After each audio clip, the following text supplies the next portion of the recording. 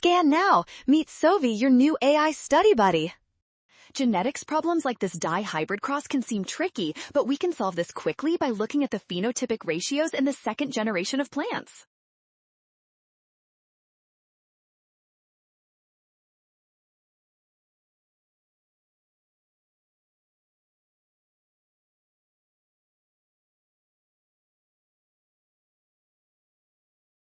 In this specific cross, the 9-to-1 ratio between the dominant yellow round seeds and the recessive green wrinkled seeds confirms that the alleles are moving into gametes independently.